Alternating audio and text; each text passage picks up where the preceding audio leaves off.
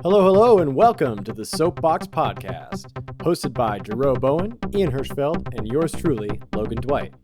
This is Soapbox Episode 1. Join us today as we explore the cultural value of corporate art, big media, and what Star Wars and Kanye West have in common. The Soapbox is brought to you in beautiful immersive 360 video. So what are we waiting for? Come hang out with us!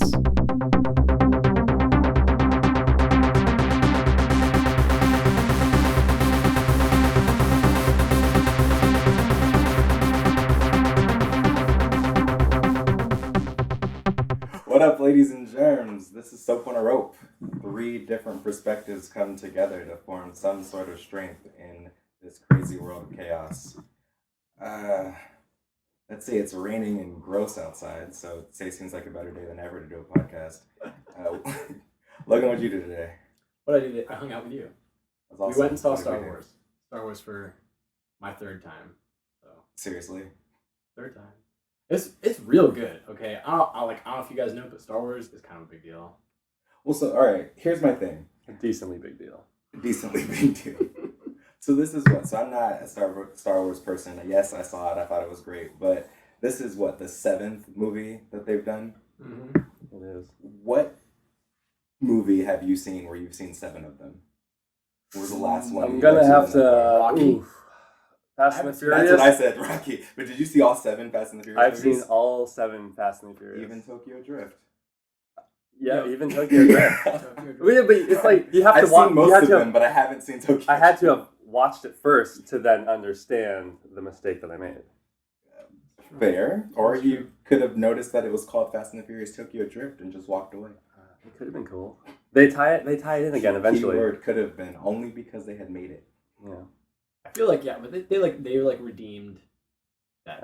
Fast and Furious 6 and 7. Oh man. I agree. On point. 6 and 7 were on point. Well, the thing is, isn't so 6 and 7 I think are Justin Lin, right? I know don't know. I know he did the most recent one. Did he do the one before that too? Yeah. Because then he I'm also pretty- did I Tokyo think so. Drift. Yeah, he did the original. I thought. I don't think so. I think he did Tokyo Drift. We can Google that. We have Google devices. Google devices? Do you want to Google this? Well, no, but like, seriously, I think about that all the time when movies continue to get, sequel after sequel after sequel. Yeah, there's the whole algorithm. At some point, they stop making a certain amount of money. But when do we stop going? When does it stop? When does it get to the point where it's like, I'm good? Because I can't think of, aside from Rocky, I didn't see all the Fast and Furious movies, any movie that I've seen up to maybe past 4. I think it's one of those things where it's like, we'll keep going as long as there's something meaningful to get out of whatever the story is that they're presenting. Okay. Like I think it's like. But wait. So you're saying as long as there's something to get out of it, but you guys told me before we went to see Star Wars that the last 3 Star Wars sucked. Well, so what is there? yeah. What is there? That was the whole thing. That was the question people were asking though, right? Which was like going into The Force Awakens, everyone was like, if this movie sucks, Star Wars is over. Like, I feel like that was. I mean, so then why do we spend our money to go see it if it was like? Because it looked like it wasn't gonna suck. There was this whole thing of like. Is that the excuse for the other 3? No, I feel like for those, I think people just really wanted. It's like hoping against hope. It's like one of those things where like Star Wars is a universe that has. It didn't feel like we as an audience were done with it. So I feel like it's like one of those things like they made the original trilogy. Mm-hmm. The original trilogy has all these amazing hooks that really offer up a mystery of a larger universe, and of course, like they did that, like they did the expanded universe way back, or not way back, but like basically before Disney bought Lucasfilm, like there was so many comic books, video games, books, whatever, and I think people just really want to go back to that place. I think the originals are so ubiquitous in our like cultural identity that it's a thing that people keep wanting to go back to, like even more so than like Marvel movies or something, which of course do gangbusters and are generally pretty good. I think there's something where like if Marvel stopped making Avengers movies this summer and just went on like hiatus for 10 years and then announced 10 years from now that they were going to start making a new one, I'm sure there would be hype for it, but I hypothesize it would not be to the level of Star Wars. There's something about like people just didn't feel done with it. I feel like after a certain number of Avengers movies, I like completely and totally have gotten everything I need out of that universe. Well, it's kind of like TV shows, right? Mm-hmm. Especially like long-standing ones that go on for like 10 seasons, like sitcoms, right? like most of the time you go back, like some of them are good all the way through. Sometimes like, all right, it was good up to like season 5 and then it petered off, and then right, they don't close the loop on the whole season until no one's gonna come for it again. Mm-hmm. I think with Star Wars, like you were saying, like it was just such a big success. People wanted more. They finally made more, and they just kept hoping that it was gonna be as successful as the first 3, and then it wasn't. Okay. And then now enough time has passed again, and they're renewing it because Disney now owns LucasArts. Right. They have like a very large, influential creative force that has money and has a track record of creating good content. So now they can revive it, and people can feel confident. All right, cool, this might work this time, right? And I admit the movie was good, but was it that? Like, what was it that I guess made the movie good? At least from our in your opinions, because I don't really have much to stand on. I can tell you, like, yeah, there were some good scenes, but what was it, and how is that different from Well, the last? I'm more curious to hear your answer to that question, because you're not like a hardcore Star Wars fan. Because like for us, like the answer is easy. It's like for me, like I literally have seen A New Hope more than any other movie. Right. Like if I were to actually objectively sit down and think about it, right? Like I saw A New Hope. My dad had a VHS of it. I was like 4 or 5 years old, and just like any child, it was like, okay, again, and I would watch it like over and over again. And I think pretty much since that point, I have somehow found a way to watch Star Wars like once a year. It always comes up, and so like, you know, for Ian and I think I'm speaking for you here, but I feel like we're coming from the same fandom of like, it's Star Wars, and there is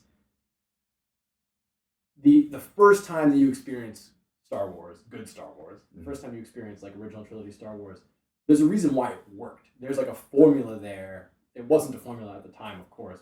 He obviously cobbled it together from various inspiration. Yeah. But there was something about just the way it was executed that made it stand out against all the other stories being told at the time, and stories that have been told since. I mean, to this day, like major sci-fi and fantasy films still struggle to find their right storytelling balance. And I think for me, like the new one was a return to form in that it felt like on the surface level it was very obviously influenced from the previous movies in that like aesthetically and even some of the formula of like the characters were they were like doing homage. But I think also on a more core level, it put a lot of faith in me that the filmmakers behind it, like J.J. Abrams and crew, and Kathleen Kennedy, of course, is like, you know, she's like the overseeing the whole damn thing. I feel like they understand what makes a Star Wars movie good, and it isn't just like the spaceships and the blasters and like the talking about the Force. And so I think, I don't know, it's kind of hard to put your finger on. It's like it's the intangible stuff. It's the stuff besides just the bulleted list of what makes a Star Wars movie. It just felt like a good movie. But I'm more curious of like, they are going to make more of them. Like the idea is Disney's going to make a Star Wars movie every year for if they have their way, it'll be a Star Wars movie until we are all dead, and then there will still be more Star Wars movies. And so I can't see how we'll just keep going. Well, that's the thing. So but like, I hear what you're saying. Yeah. Hypothetically, right? As a non-fan, yeah, you've seen this one. Mm-hmm. Will you go see next year's one? I kind of put it the same way that I put this one, right? The reason I went to see this one was because you were like, hey, what are you doing today? Do you want to go see Star Wars? As opposed to me sitting around thinking, yeah, I can't wait to see the new Star Wars movie, which is what everyone around me was doing. Mm-hmm. Like, if the opportunity presents itself, I'm not against it. I'm not anti-Star Wars. It's just there's no need for me. I'm happy to see it, happy not to see it. It wouldn't really change my world. After seeing this one, there's nothing, I can't say that I'm hooked and want to see more. I would go if it came out and people were like, yeah, we're going to see it. Do you want to come? Sure. But I'm not in a place where I'm like, oh my God, this is amazing. Mm-hmm. And, you know, maybe, you know, like I said, so I'm not a Star Wars person. I've seen them in some different iterations, but it's never been anything where it's stuck. I'm sure that someone can find either a picture of me or a story about me where I've been sitting in front of each one. But it's never been something that I've like sat around and consciously thought, oh, Star Wars, that's my jam.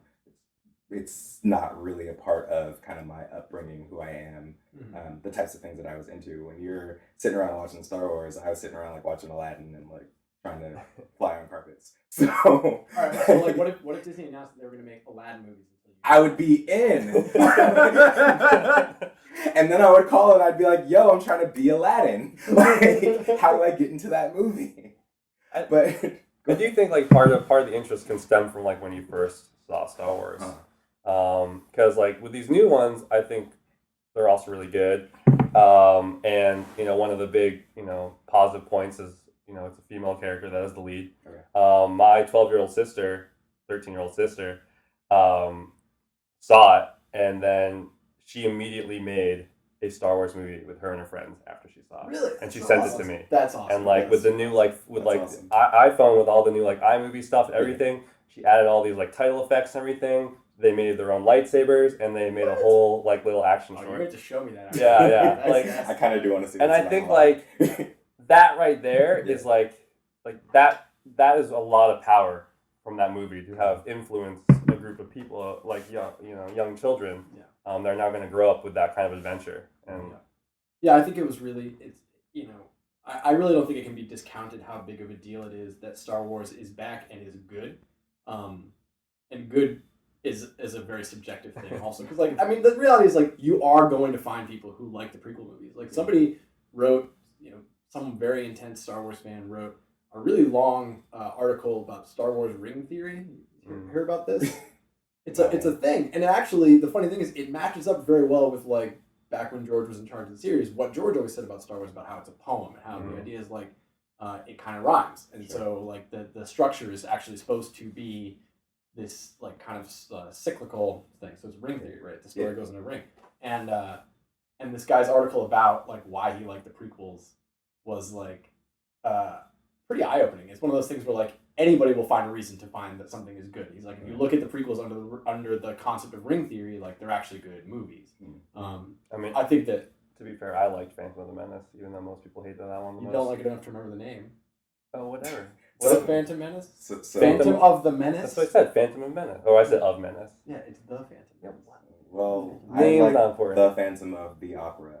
What is it that made? No, nerd game. What is it that made? Oh yeah. Like, what's the difference, right? Like, Star Wars is back, but how if you liked Phantom Menace or the Phantom of the Opera, what made that series of movies different than what I just saw? I think it's more accessible. I do think. I mean, the funny thing is, Star Wars. I think actually, despite adults thinking the prequels are junk, a lot of kids still like them. Like I had a former coworker of mine, and he had 2 kids, and it was back when I worked at Kabam Games, and it was awesome because like that's a company filled with like geeky people, so we would always nerd out about our favorite games, favorite movies, whatever. And I had this coworker, he had 2 kids, and we were talking about Star Wars, and this was actually right around when the announcement was made that Disney had acquired Lucasfilm. So like it was talk of the office, and like, oh, they're gonna make more movies, like, oh, that's crazy. And people were of course talking about like, oh, I hope they kind of undo the damage of the prequels. And this guy spoke up, and he was like, oh, he's like, it's really funny. He's like, I introduced my kids to Star Wars. He's like, I'm really proud to say that like my daughter wanted to be Princess Leia for Halloween, like all these things, right? He's like, I introduced them to them in like release order, like showed them the originals, then do the prequels. And he said he even told his kids ahead of time, like, these aren't as good. We probably won't watch these as often. And he said completely backfired. His kids love the prequels. And whenever they want to watch Star Wars, they pick out the prequels. They don't want to watch the original ones. And he said that because like a lot of the same reasons that make adults not like them are things that kids like, which is like the writing that we perceive as like kind of bad because it's like really heavy-handed and like disjointed and kind of unnatural. Like it's like not how anyone would ever speak. I don't think he was doing this on purpose, but George kind of had created a storytelling vessel within that type of writing that is similar to like watching like Sesame Street. It's like everyone says what they're doing, and it makes it super duper obvious and easy to follow. And like everyone hates Jar Jar Binks because he's annoying as shit and he's totally like racist, but kids think he's really funny. Like he said that his daughter thinks Jar Jar Binks is like a hilarious thing. I'm sure his daughter's older now, so maybe she doesn't find it as funny. But like to me, that was really, really pretty fascinating and eye opening, and made me a little scared to have kids because like if I sit my kids down and they're like, "Dad, Force Awakens sucks. Let's watch episode 1 again." I'll be like, "No, not the Gungans." I'll watch the pod racing part. But I mean, I think that though also has something to do with what you were saying about the first time that you're introduced to it. So it's possible that because they were introduced to it in a particular way, they saw that one first. Mm-hmm. That could be the one that really sits with them because it's the first experience of it. Yeah. And so as you keep going down the series, it's just like my first experience doesn't match up with the rest of my experiences. So on the one hand, I could say that if I consider this my first experience, maybe this one will be the one that like really sits with me if I, continue to watch it. Like, maybe it'll happen, who knows? But I'm wondering, there's a lot to unpack there because you're talking about Lucasfilms and Disney's acquisition and the ways in which we kind of ran with that, how excited we were about it, where we wanted to go with it. And you're talking about experiences that people have kind of outside of the movie itself. So your sister being able to record that on her iPhone. And it's funny because when I was just talking about it, all I'm thinking about is Disney, Lucasfilms, iPhone. I'm hearing power. Like I'm just like, these are things that have taken over our world. Like I said, I was a big fan of Aladdin, and all my friends and family remember I had stacks and stacks of the Disney movies. And, my dad was a huge Lucas, like he loves George Lucas, and can't help but notice all of us sitting around with our iPhones. It's just like, these are things that are kind of taken over our culture in different iterations and in different generations of our upbringing. And I'm trying to rationalize in my head where either technology or big business or whatever kind of comes into play. Mm-hmm. Because, and this is where I nerd out. Just like what's the kind of human interaction, or what's the impact on us from releasing something like that, right? And where do we go with it? Yeah, I think that's another interesting angle on the whole question of like how many Star Wars movies are they going to make before we stop seeing them? Right. And like my suspicion is that as long as they can keep evolving the storytelling, people will never stop. But or at least not in my lifetime. Mm-hmm. And I think part of that comes down to like this, like you said, it's a power thing, and I think that we too often knock on the idea of these like large scale, powerful, like branded content that's in our lives. Like it's like a corporate thing. Like there are dozens of examples of the evils of powerful corporations. And so I feel like that is just a thing that in our society, like we believe it's instinctual for a lot of people. It's like, oh, like corporations are not out for me. Like they're greedy, whatever. Mm-hmm. But I think that there's a lot of upside that we just kind of take for granted. It's like, yeah, like we all have iPhones. And even if you don't have an iPhone, even if you have some other sort of smartphone, because the chances are very likely that you do. Right. And like it's gotten to a point where like the cost has come down on certain types of devices that almost anybody can get one. And if you don't have one, your life is still being impacted by the fact that people have them in positive ways because it affects the types of services people create and the types of ways that things can access them. So it's one of those things where like we all have those, and like we wouldn't get there unless there were entities that had gotten powerful enough, ubiquitous enough, and cared enough about innovation and quality to get us to that place. Because like it's not like just an Apple thing. Like people knock on Apple for always getting the credit for not inventing things, and like it doesn't matter. In my mind, it's like, well, whatever, like they make things of the highest caliber of quality. Mm-hmm. But yeah, like a lot of the innovations that go into our like iPhones and other smart devices, like were done by other people as well. But again, they all come from kind of the same soup, the same, like, it's like a common initiative. Like, there's Google is like so crazy massive as an entity, but I can not really list a very long list at all of things that I think Google has done that are not good for me or for the world. Like I think that most of the time when I hear about some new Google thing, like the most people are afraid of like Google tracking their data and stuff. But like besides that, like for the most part, every innovation that like they come out with, I'm always like, yep, like that's a good thing that's going to make lives better. I mean, they pretty much cornered search, and so that was like the start of everything. I hear you, but as you're talking about quality, I'm still thinking about like in our Star Wars example, there are still these 3 movies that, or 2 for your case, but there are these 3 movies that, like, what was there, what checks and balances or accountability was there for quality when these 3 movies came out that apparently are something that has such a huge impact on our culture and on society at the time. Yeah. And it's made by this I guess from my perception, this big business that is, and they're, from what I understand, the quality is not the same as what it was before. Right. I think I do think I work on a hypothesis that when anyone's working on a project that requires a lot of people, and I think that anything that's going to be really big and impactful eventually is going to require a lot of people to make. Whether it's a phone or a big budget movie or something else that's big and ubiquitous. Even musicians who are traditionally, like, by society seen as solo acts, like, they're not. They're part of a huge team that helps them get to that place. And I think that anytime, it's like checks and balances. Anytime any one camp within the process of building a thing gains too much control and not enough checks against the other people involved, I think that a project can go badly. And I think we hear a lot of stories about the other side of this, which is, again, the whole, like, corporate thing. People have these feelings about corporate greed in media, about, like, how, like, the film industry is not innovative because they only make sequels, because, like, all these producers and stuff just want to get their fingers in the pie. And I feel like that is kind of unjustly skewed against the people who work on the business development side of movies. And I think that those sort of things, I've never had any sort of meaningful conversation with George Lucas, so I really don't know what was going through his head when he was making the prequels. Right. But I feel like in some ways they are a product of his side of the process of making a movie, the creative side, the creative director side. He gained too much control and not enough checks and balances. Like, the first 3 Star Wars movies were a product of limitations. And you could argue that they were successful because of those limitations, especially the very first one, A New Hope. Like, it's legendary that, like, nobody wanted to make that movie. Nobody wanted to give him any money to make it.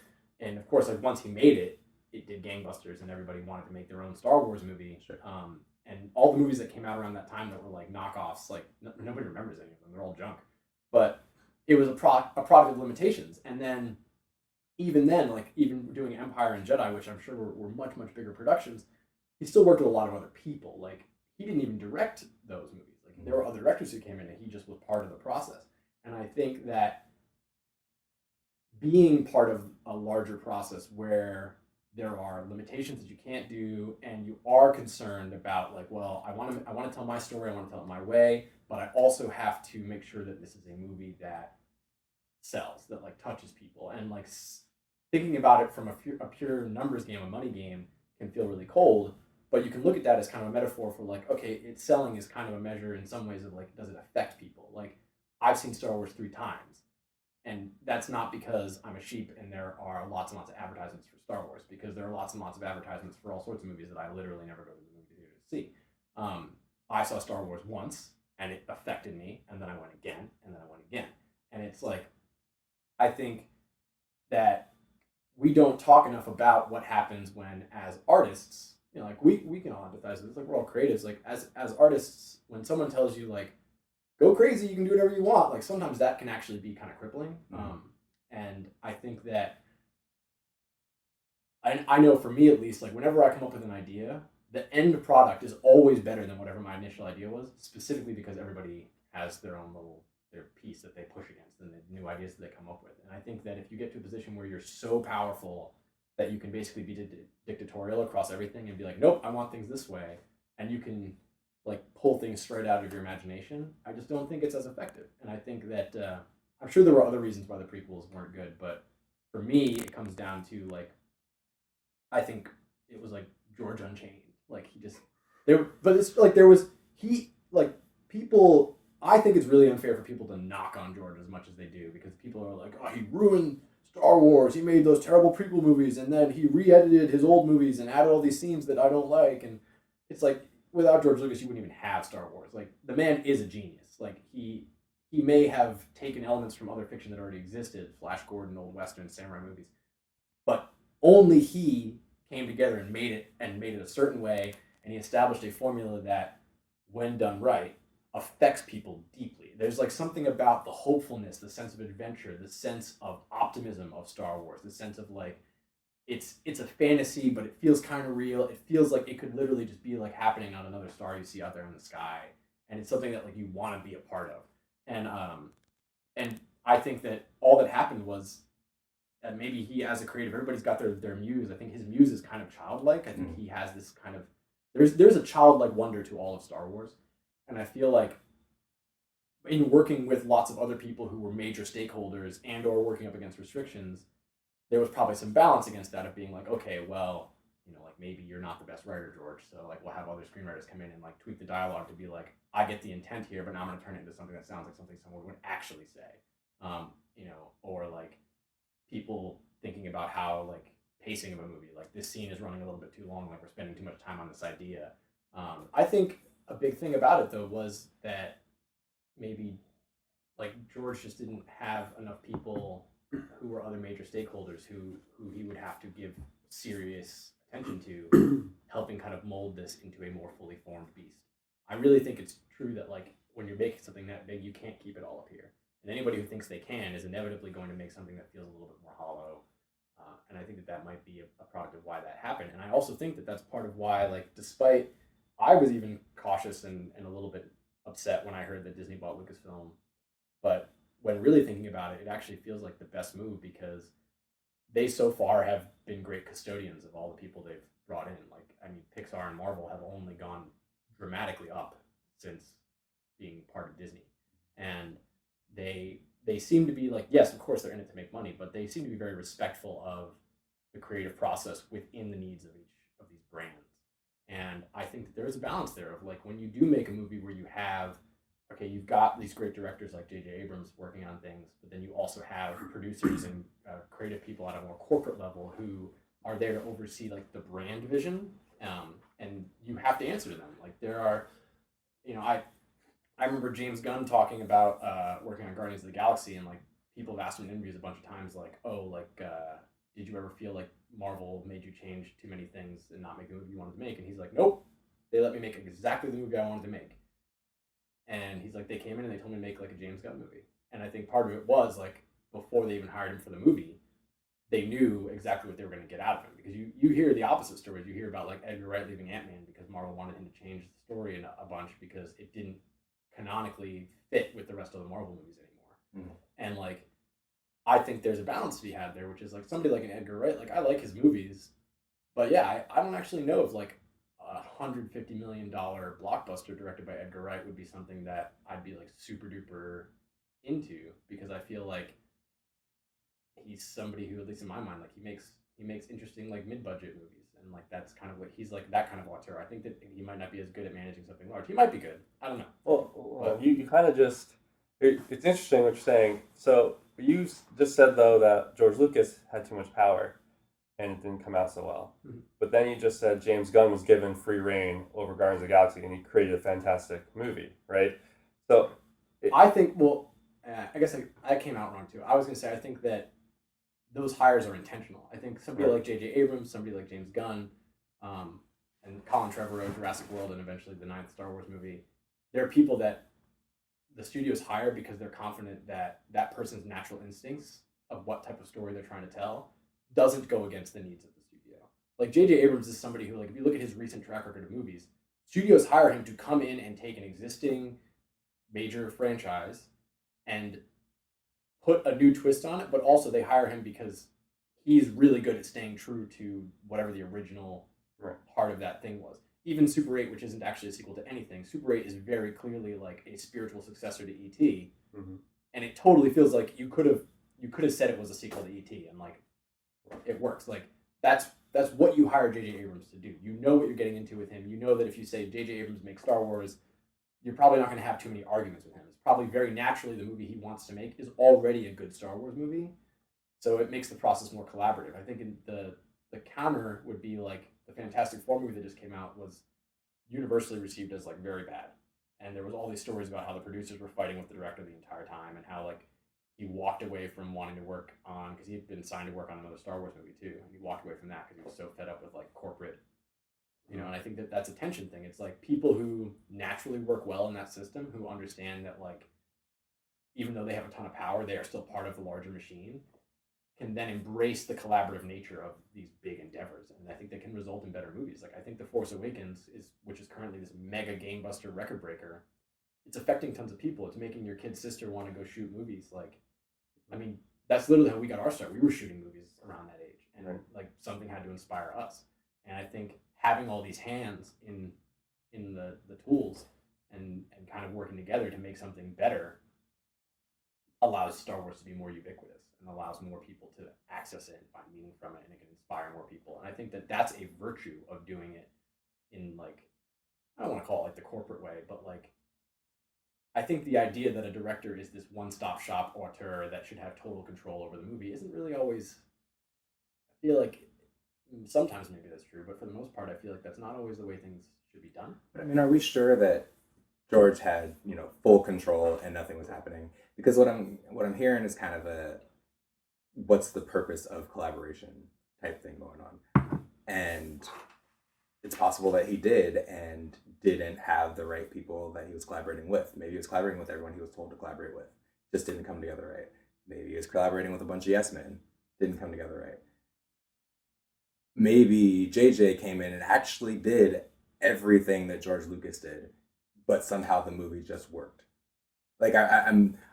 I mean, I think there's two parts to it, right? Yeah. There is this collaboration, and I think the other part, which it's hard to say because I don't know George Lucas, I don't know the writing process, but there's respect for the content, right? Mm-hmm. Reason Disney's so successful is they have a lot of respect for their content. Therefore, they have respect for their creatives. Same with like Netflix and all their original content right now. Mm-hmm. They're killing it because they have respect for high quality shows and they have respect for all the writers and directors and actors that they put in all these shows. I got the feeling that maybe I think George Lucas, he had a plan. He's very clear. He always talks about like the rhyming of the story and these specific arcs and themes that he wants. And I think there was just also a part of the prequels that that may have made sense correctly in everything that he was thinking, but something like Jar Jar Binks, which threw the entire fan base, the original fan base off, like maybe kids really love Jar Jar Binks, but it threw them off so much that it was too much friction in the content. And I'm not really sure where that creative decision comes from, whether, that's necessarily bad or good, but I think that's part of the problem. Well, I'm also trying to figure out, like, and now I feel like an interview, I'm just asking all these questions, because everything that's happening is just giving me more and more questions. That's why, like, when we got back, I kept asking, like, so who's this person related to, and what does this happen, why does this matter? And I'm like, because this movie, that's the one thing that it's done for me, it's just I've gotten so many questions. Mm-hmm. And so now I'm thinking, like, what is it about, like, how do we define success, right? Because if they're saying that it's, Jar Jar Binks was annoying and that it turned off a lot of the fan base, people still went to see it. Like, sure. Objectively, people say, yes, those movies sucked, but they still made a ton of money. And it still justified the fact that this movie came out and now this one's breaking every record and we're going to have more and more to come. How are we determining what is good and what isn't? Like you mentioned Netflix. Netflix just put out a movie that most people don't even know they put out that apparently is the best movie, that it's got the best most number of views of any movie that they've ever put out, original or otherwise. Yet the reviews for it are terrible. And I still haven't met a person who's actually seen it. So like how do we? And I feel like I live in a place where I know people who see things. Like, how do we determine what is successful and what isn't? I feel like I want to go make like a paper airplane and get 7 million people to sign it or something, and just like, see, there were enough people who saw it, more than the last one I made, and suddenly it's super good. Like, I don't know. I mean, there's the obvious financial. Right. Like if it brings in this much money. The numbers are supporting that the new Star Wars is good. I don't know. I guess it's the pacing. They also did a very good job, right? They very much mirrored the original Star Wars. Right. And that was on purpose, right? Yeah. They're like, all right, if the original prequel tried to like go too far into like this other new depth and these new characters, like, all right, how do we soft introduce new people? Mm-hmm. Give the fans that like the original what they want, but make it new enough that new fans will emerge, and they can start their whole collective like fandom. I heard that too, that they went back to kind of the original. That reminded me of Fast and the Furious when you're talking about that. Yeah. So the last couple movies went back to that original, like, there's a villain, somebody in the family's in trouble, we got to go save this person, we're going to do that by driving fast cars. blowing up some stuff. Then Exactly. The Rock comes in, he's just got all the muscles, and it's just like, good movie. No, I would kill to see The Rock in a Star Wars movie. I would kill to see The Rock Yes. in anything. I kind of want him to be my dad. The Rock is awesome. But So now that they have this foundation, right. the next two Star Wars are probably going to start to be more of their own thing. They're going to solidify themselves as their own trilogy, Okay. right? The first one was a soft intro. Now they're like, cool, everyone liked it. It was well received. We have new characters that fit inside the same universe everyone remembers, and now we're going to move forward, and they're going to blow our minds with like a whole new thing that we're not. And I think that the long-term play for that is really optimistic, specifically because, well, there's a lot of reasons, but I'm going to come back to, like, I think it's better that there are more stakeholders now. Like, I think before, Star Wars was like a thing in George's head. Like, it was like, he knew where he wanted the story to go, like you said. He was always talking about the rhyming and stuff. Now there's, like, literally teams of people in charge of, like, the plan of Star Wars. And I think that when you do that, if you can find the right balance of people, and I like that you touched on the respect thing, right? Like, I think, Disney does a good job of being respectful of the stories that they own and the stories they tell and the people they get to tell them. But I think it's a mutual thing. They also look to work with people who are respectful of the environment that they're walking into. So it's like James Gunn, right? Guardians of the Galaxy. Yeah, they let him make his movie because I'm sure it was established either literally verbally or at least on a subconscious level that like there was a respect there of like if we let you make your movie, you're not going to make a movie that isn't a Marvel movie. That you understand what it means to work for us. You know, and it's the same thing, which is like Star Wars. Yeah, I'm sure the next ones are going to be really, really different. I mean, you don't hire somebody like Rian Johnson to direct and write a movie and not expect it to be like pretty weird. Like Rian Johnson makes weird movies. So like I think that they understand that, but I think that's part of that makes it really exciting. Like earlier after we got out of the movie, somebody asked like, "Oh, why isn't J.J. Abrams directing like all of them?" And I mean, I know that he had said it was like family reasons or something in an interview that like he wanted to be around his kids, but I also think it's a positive thing and like it's worked really well for Marvel having different directors handle everything. There's still a ton of consistency. Like if you watch, especially as the momentum gained on Marvel movies, if you watch them all back to back, they feel very cohesive. Like sure, there's the stamp of different directors on them, but they do feel very cohesive. They feel like they could be one because they're one universe. And I think with Star Wars, it's the same thing. It's like, let somebody focus on making that one movie. They don't have to hold the whole vision for what Star Wars is in their head anymore because there's a team handling that. They can then be better at that job of making the movie because they're not worried about the big plan. Like, they'll have people who will come in and be like, by the way, that character can't do that thing because we're going to use him in the next movie. Or like, oh, this character, you can't kill them. Or like, whatever, right? You'll have, somebody will come in and do those things. And for the most part, as long as you're respectful, you can just make your movie within that framework. Right. Which I think that Disney's done a good job of.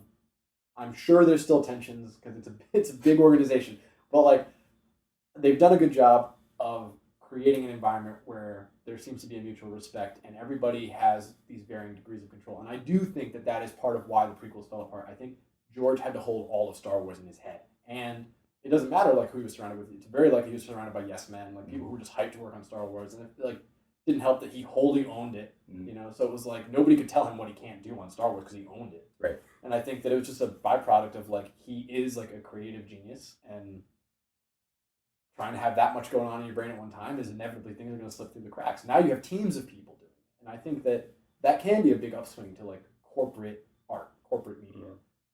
There can always be bad it kind of things sounds too. like it was one person doing everything instead of on a design job where you have somebody who like everybody has their own piece, everybody kind of has their own stake. Right. If one person's doing it all, there's something that can get lost. I mean, it's cool to have everything in the head, but I feel like there are opportunities to focus on other people's strong suits. And there's, I don't know, I kind of like that in terms of designing, just thinking about design in general. What made me think of was just like everybody, what they're doing is hiring a different designer. And the designer's taking the work that's been done, the designer's taking the ideas that the client wants and focusing it for the audience. Yeah. Which makes me feel a little bit better, but then it's just like, then I go back to that question of defining success because, we do this for the audience, we do this, in my mind, to make a whole bunch of money. And, once you have a brand, people are going to come up anyway. We talk about this all the time, we talk about music. Like, every time I listen to music now, I'm just like, anybody can make a song. Half of the songs that are in top 40s right now don't even have they have like 3 lines and they just repeat them over and over. Or some of my favorite artists, even, and I'm not going to name any of them because it'll make me sad, but they put out their first couple albums are amazing, and then all of a sudden it's just like, what is this? I mean, yeah, I'm still going to listen to it because you're someone I like, but this isn't really a song, and this doesn't even show off what you're capable of. I mean, well, okay, I'll talk about one of them. Like, because, you know, how much I love Kanye, but I haven't been as hype on Kanye as I used to be. Not only when Kanye came out, but even as albums started to progress and grow, and his voice started to progress and grow, I felt like he was saying something. And now I'm a little confused, aside from, you know, wanting to go buy couches.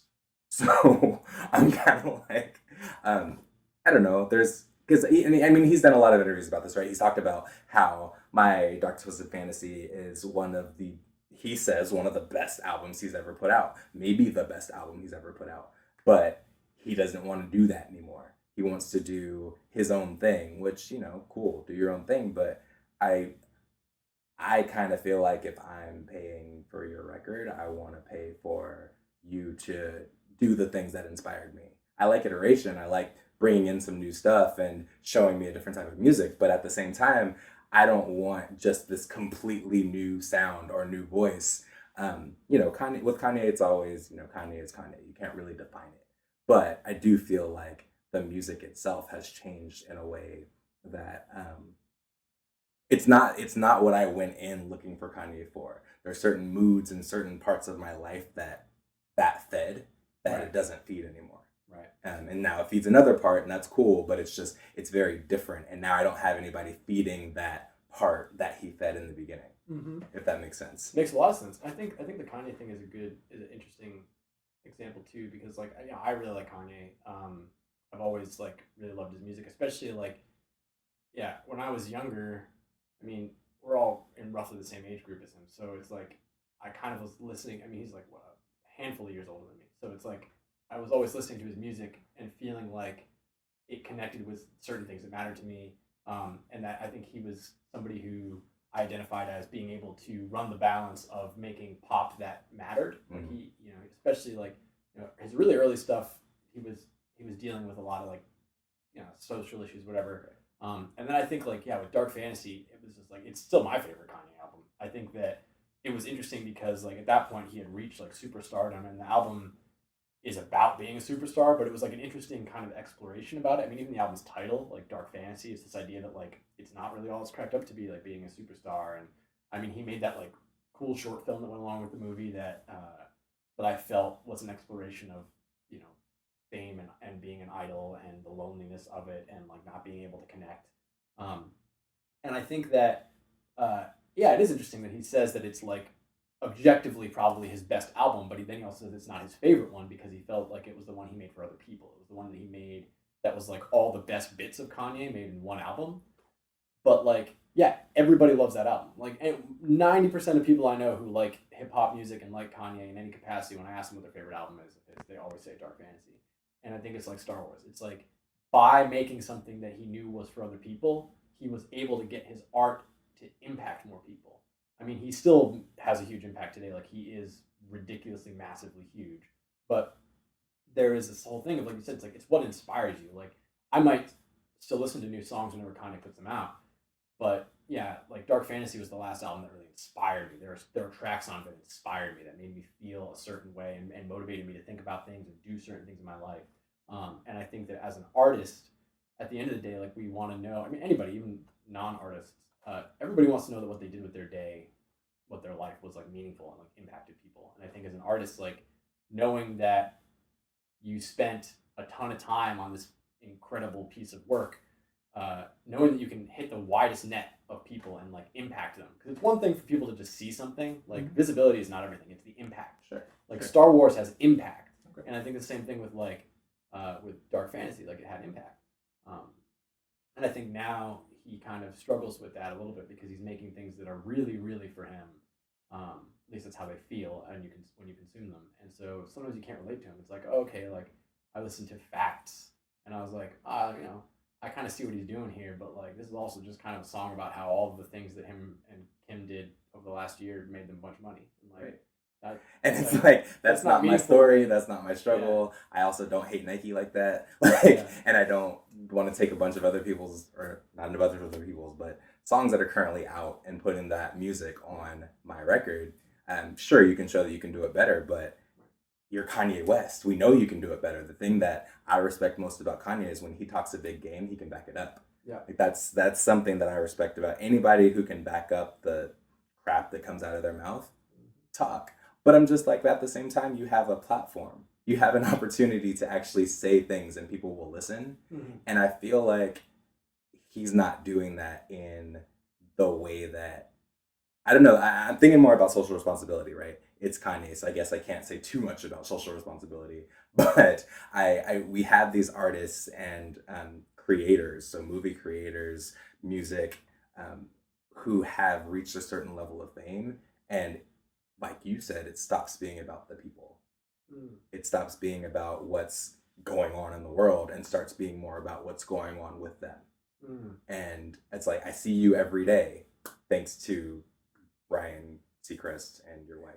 Like, I know that I don't know what's going on in your mind, but I know what's going on with you every day. What I want to know more about is, how are you going to use that to drive what's happening with us? How are you going to use that to create a larger impact for what's going on in the world? Right.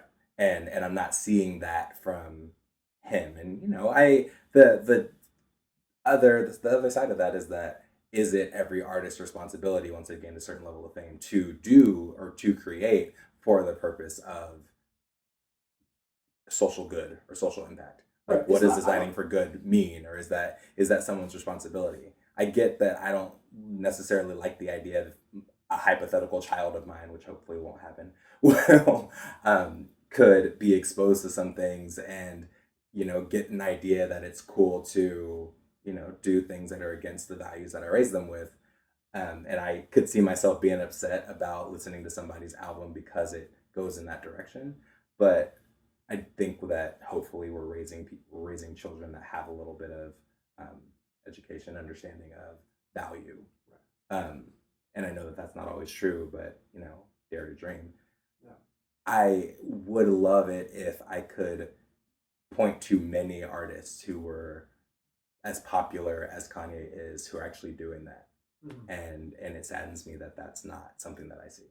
Yeah, I mean, I think it's hard. He's doing a bunch of things right now too, and I think that song, it was self-serving, but it's like his new thing maybe now is like every new year he's just gonna drop like a song that he just came up with. Well, I mean, I want to jump on that real quick, which was also the one thing I was gonna note is, so I think that song was the official kickoff of he's bringing Good Fridays back, which is a new song every Friday. And the second song he released, Real Friends, is like a real, in my mind, like a Kanye song, the way that I love Kanye songs. Like, that song is really good. And in the song, he's got a teaser at the end for what the next one's going to be, which is a cool thing to do. Like, you put put that little piece. And the next song is called No More Parties in LA, and it's, I haven't heard the whole song, but at least the snippet is like, oh, cool, like, all right, this is also something that could be meaningful. So like, and I don't know where that's coming from. I don't know if it's because maybe the Good Friday Initiative thing is like trying to make music for other people again, trying to make music that speaks to larger issues. I know that part of when he does those Good Fridays is he collaborates with tons of people, so that always brings more perspective in. But yeah, I felt like Facts was self-serving, but his other stuff has shown that that's not what he's all about all the time. But even if it was self-serving though, yeah, you have to, like, I feel it's hard because he's in a totally different situation. He's a rock star, and his wife is a rock star too. And like, that's a word for it. Yeah, but part of it, right? Like, the whole point, I feel like, of part of that song was like, you guys attack me and my wife all the time in social media, nonstop, all year round. You guys need to understand, here's the stuff we did, and you think we're stupid, but this is our impact. And like, yes, he does it through gloating, but that's always been his style. Yeah. Blunt gloating, right? Like, that's what he does. Always does. And so I feel like that was like, he's going to start with that. And like, I didn't hear the second one yet, but then like, maybe now he's like, okay, cool, I got that off my chest. Now we're going to go, you know what I mean? Now he's moving into the new year. He released the other song, which I haven't heard yet. And like, we'll see where. I mean, like I said, I growing up listening to Kanye, I always liked Kanye. Yeah, like, it's like, I am inclined to want to like everything he does. So it's not a matter of like I'm not like, oh no, Kanye, you shouldn't have done that, and like, and like, I don't watch reality TV, but like, I respect like the Kardashians and like what because like that's a lot of there is something to be said about being able to maintain that level of popularity for as long as they have and continue to grow.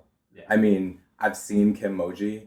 It's not special, but it did break the internet. Mm-hmm. And that's real. The fact that they're able to continue to be on the grind to the point that they're constantly relevant in what's happening in today's culture is a testament to them and the people that they work with. I mean, there's something to be said about the Kardashians, right? Like, it's just they keep it moving and they continue to build themselves up in a way that's relevant for what's happening and in a way that's constantly gaining them additional notoriety. Like, they're putting out, restaurants and albums and apps, and, they're even doing some social good. So, I mean, as much as it's fun to hate on them, it's also continuing to put money in their pocket. So, and I always think about that because I'm like, I want to find a way to do that or see someone do that in a way that has a positive impact that we also get to see. Mm-hmm. So, I think all of them have different charities and they're supporting different countries and different organizations, different groups of people, but we don't get to see any of that. Right. I would love to have someone that has the fame that the Kardashians have, the fame that the West have, the fame that the Jenners have, and turn it towards social good. Like, I really liked, for instance, the documentary series that he did on Caitlyn Jenner, because it did actually show her engaging with the trans community and doing what she felt she could do in supporting the community. Right. And people hated on her for a lot of different reasons as far as that was concerned. At the same time, there was a lot of talk about the trans community in that time period, and there continues to be. And I appreciate seeing things like that. I'd love to take it to a new level, because at the same time, in that case, we're still really focused on Caitlyn. Mm-hmm. And the show brought other people in, but I wish the discourse around it also brought other people in, or brought the other parts of it in. That I think also speaks to your question earlier of the hypothetical of do successful creatives have a social responsibility to make things that are specifically targeted at doing good for other people? And I would argue that no, nobody does. Especially when you're an artist. I think that at the end of the day,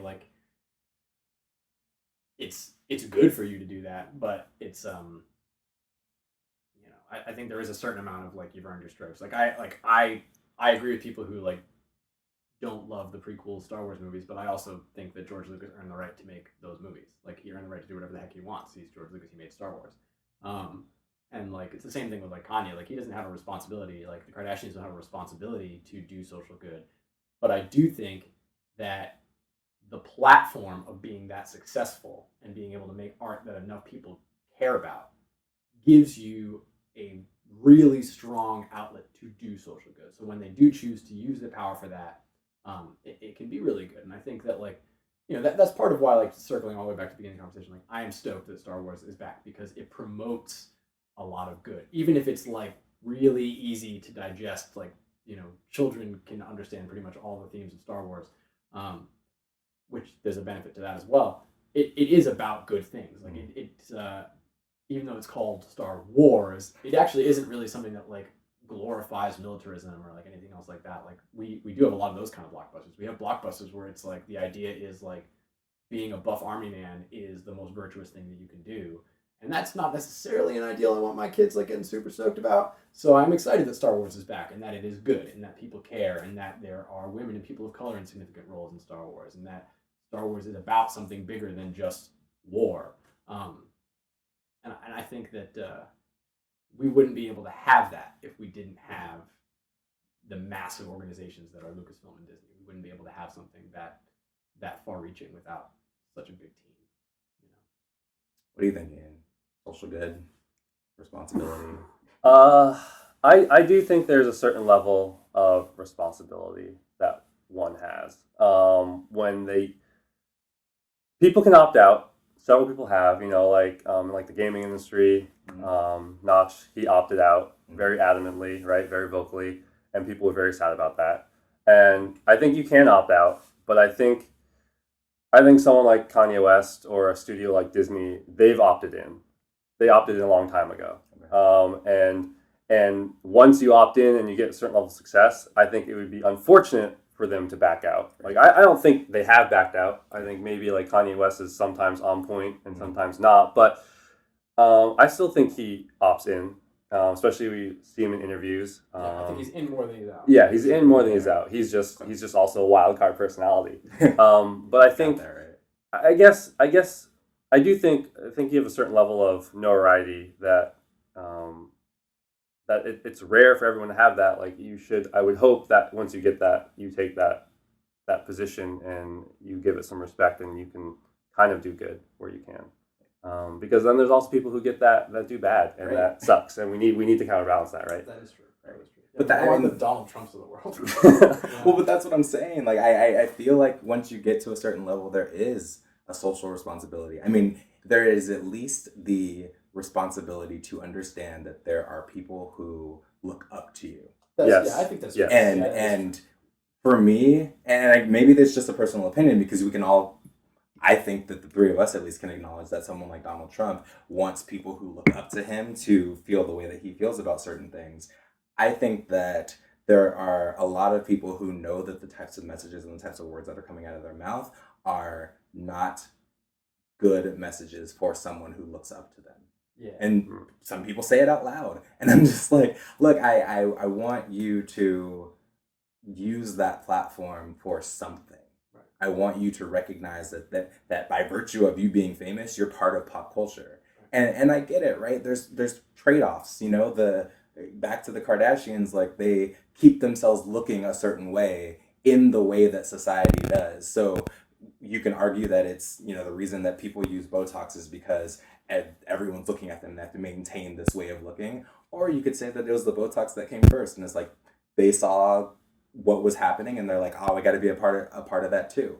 Culture, continues to pick off and play off of each other, but it's the way that we use it and the story that we tell and how it kind of progresses moving forward, that like each part of it shows up in another space. I mean, even little stupid things like the beginning of Star Wars, when she comes out, when she makes her first scene and Rey's like coming down that rope and you see her, this first action scene, she's got on this hood and those glasses, and I was like, yo, that's Kanye's new line.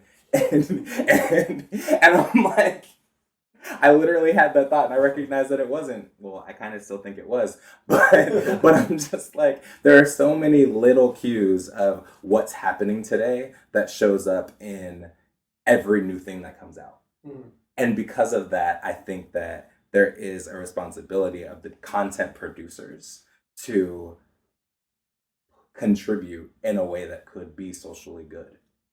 I can see that for sure. Yeah, I guess that makes sense. I guess what I meant when I say people don't have responsibility is you don't have responsibility to always, like, once you are successful, you don't have a responsibility to always be making things that you intend for millions of people to buy. I do think it's a mistake for, like, I'll go back to, like, the Notch example is good. Like, Notch opted out, mm-hmm.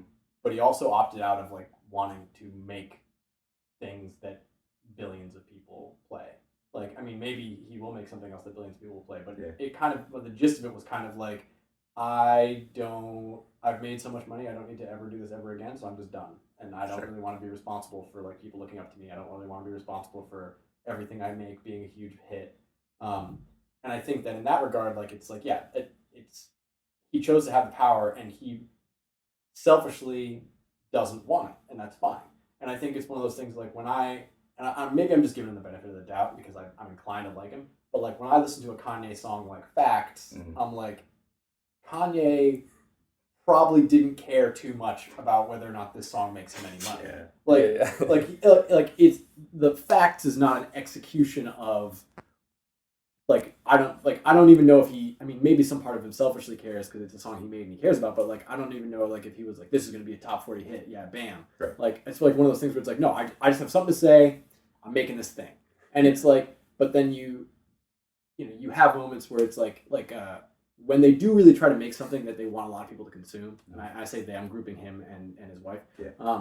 It's like when Kim put out obviously she worked at the game studio to make it, but, like, she worked with them to make the Kim Kardashian Hollywood game. Right. And the funny thing about that game was, so, like, there were quite a few people writing editorials, people in, like, very respected gaming journalism sites that would never write about, like, a social game, reality show game, saying that this game was really good. They were like, not only is the game like really well designed, but it socially does a lot of good stuff. Like the game has a lot more empowerment for representation and diversity in it than like a lot of modern AAA games do, and all these things. And they were like, it's actually like, I read an article, I think on Polygon, basically like the author was saying that we should be celebrating how popular this game is instead of ragging on, you know, the Kardashians and saying that they don't belong in the game industry, because like, who you to fucking tell them? Like, they belong wherever they want to be. But it's like one of those things, like, I don't know, I don't think that there was a point necessarily where they sat down and they were like, we want to make a game that makes people feel like they belong. I think they just wanted to make a game about their lives,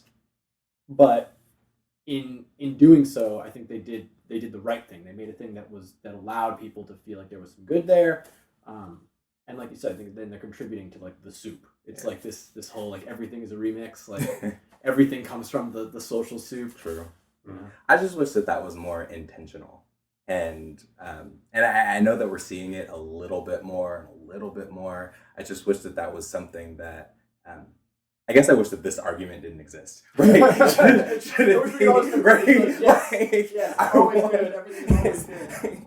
And everything's not always going to be good, but I at least wish that it was not to a point where there's always such a critical voice. And I want artists to be able to produce just for themselves. Like, get it off your chest, put it out there, because there's a consumer who's really going to appreciate that. You know, like not me, but someone's got to be out there that's an aspiring rapper and just hears him throw out something like Facts and is like, that's the type of thing. Like, I want to be able to just say what's on my mind and put it out there and that be okay. And I think that that's okay to an extent. I just also wish that there was a little bit more. Like, if you're designing for me, if you're, you know, the new pop artist or the new movie producer, design me something that like is actually for me, and, you know, the good movie or the good song versus the one that you just wanted to put out there. I want both, but I do want to make sure that I'm getting something that's actually, you know, for me. But I guess I'm the hopeless optimistic, so we're going to end this because this has been mad long. But tell us what you think. Throw it in the comments or do something silly and make a podcast and reply to this and say, I love Ian's shirt and Jero's full of crap and I don't even know what Logan said. And yeah. This we have fun doing this, so hope you enjoyed Soap on a Rope. Three guys intertwined to connect something super strong.